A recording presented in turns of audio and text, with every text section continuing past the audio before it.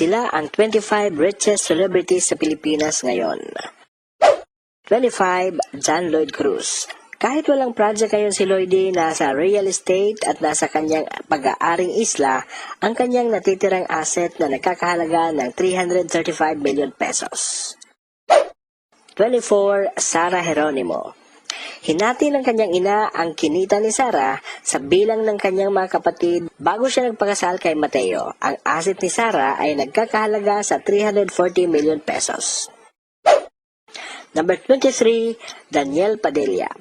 Nang tumama ang pandemya, nagpasya si DJ na hatiin ang kanyang mga ari-arian at ang kanyang pera mula sa magkaibang bangko para sa kanyang pamilya. Ang asset niya ay nagkakahalaga sa 345 million pesos. 22. Regine Velasquez. Si Regine ang highest paid actress sa GMA Network noon.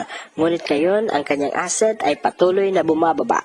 Tinatayang nasa 400 million pesos ang asset ni Ate Ridge. 21. Chris Aquino. Lahat ng kanyang 58 endorsement contracts mula sa iba't ibang kumpanya ay nagkansela dahil sa kanyang karamdaman. Nasa Amerika ngayon at nagpapagamot si Chris. Ang kanyang net worth ay patuloy na bumababa sa nakalipas na 4 na taon. Ito ay nasa 490 million pesos sa ngayon. 20. Boy Abunda. Ang King of Talk ay isa sa pinakamatagumpay na talk show host sa Pilipinas ngayon. Ang kanyang asset ay naitala sa 520 million pesos. 19. Vilma Santos. Ang star for all seasons ay nakapagpundar ng napakaraming ari-arian, gusali at asyenda. Ayon sa kanyang salin, si Ate V ay may net worth na abot sa 525 million pesos. 18. Vice Ganda. Dahil sa 40% difference sa mga nauna niyang talent fee sa It's Showtime, patuloy na bumababa ang asset ni Vice Ganda na aabot na ngayon sa 530 million pesos. 17. Coco Martin.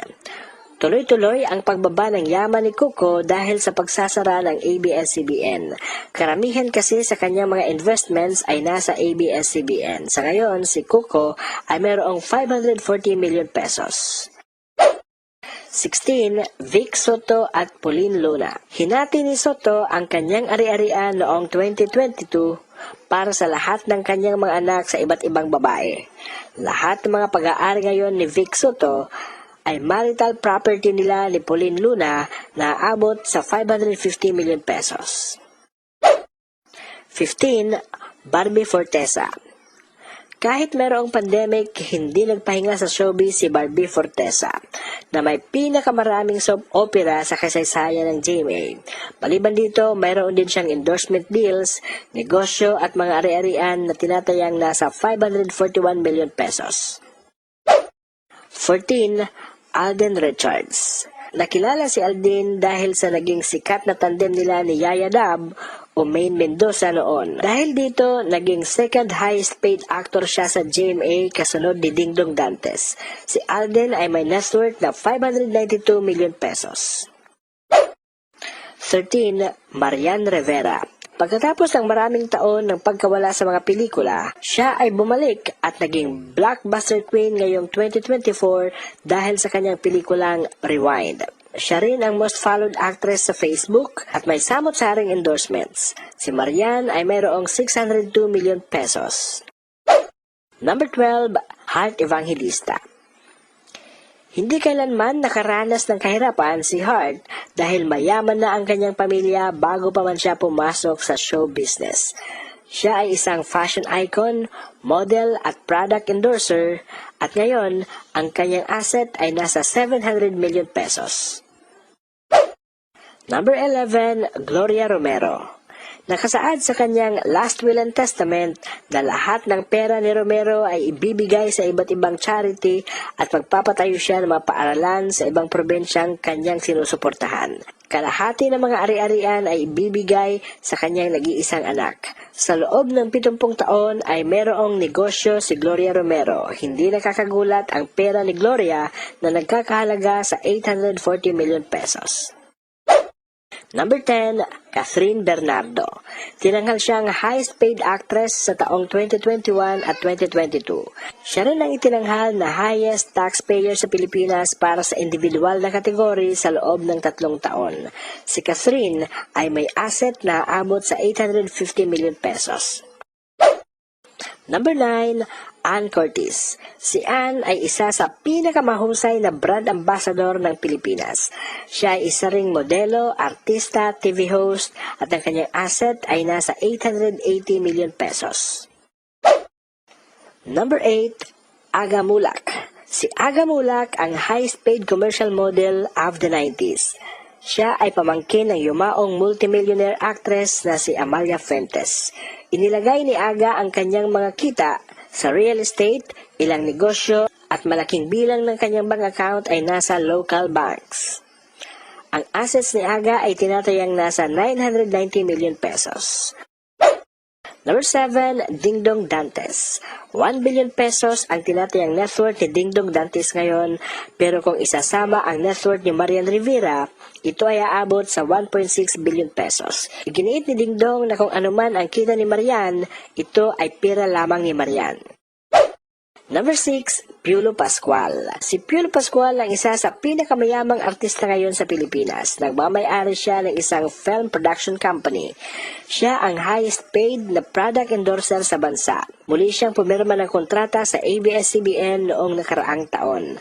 Ang kanyang asset ay nagkakahalaga sa 1.1 billion pesos. Number 5, Bea Alonso. Si Bea Alonso ay isang businesswoman, product endorser at may-ari ng isang malaking estate sa Luzon. Nananatiling stable ang kanyang mga asset na nagkakahalaga ng 1.4 billion pesos. Number 4, Sharon Cuneta. Hindi na si Sharon ang tinaguri ang pinakamayamang aktres ngayon sa Pilipinas, kahit na meron siyang napakaraming mamahaling mga brand name properties, kumpanya at bahay. Si Gretchen Barreto ang pumalit sa kanya bilang pinakamayamang babaeng celebrity sa Pilipinas sa kabila ng kanyang pagre-retiro noong 2019. Hindi nag-renew ang ABS-CBN sa kanyang 300 million na kontrata dahil sa malaking net loss ng ABS-CBN dahil sa pag-shutdown nito noong 2020. Ngayon pa man, si Sharon ay may net worth na 2.5 billion pesos. Number 3, Gretchen Barreto. Ang net worth ngayon ni Gretchen ay nasa 2.6 billion pesos. Si Greta ay mayroong 5 mansyon sa pinakamamahaling subdivision sa bansa. Siya ang may pinakamalaking halaga ng pinakamahal na koleksyon ng alahas at pinakamaraming signature bag sa bansa. Bahagi ng kanyang kinita ay noong panahong pandemya kung saan tumabo ng malaking kita ang kanyang negosyo na online sabong kasama ang kanyang business partner na si Atong Ang. Number 2, Willie Revillames. Sa kabila ng pagkawala ni Willie Revillames sa telebisyon dahil sa signal failure ng All TV channel ni Manny Villar, mayroon pa rin siyang 4 billion peso na asset. Malaking halaga ng yaman niya ay galing sa sweldo niya 1 million peso bawat araw noong nasa ABS-CBN pa siya. Number 1, Manny Pacquiao. Si Pacquiao ay hindi aktibo ngayon sa politika o kahit sa pag-arte. Ngunit siya pa rin ang pinakamayamang celebrity sa Pilipinas kasama ang kanyang asawang si Jinky Pacquiao. Ang mag-asawa ay nagawang magkaroon ng napakaraming negosyo at ari-arian hindi lamang sa Pilipinas kundi pati rin sa abroad gaya ng Amerika sa nakalipas na dekada. Ang asset ni Manny Pacquiao ay tinatayang nasa 11 million pesos. Sa mga nabanggit na celebrities, kanino ka higit na humahanga?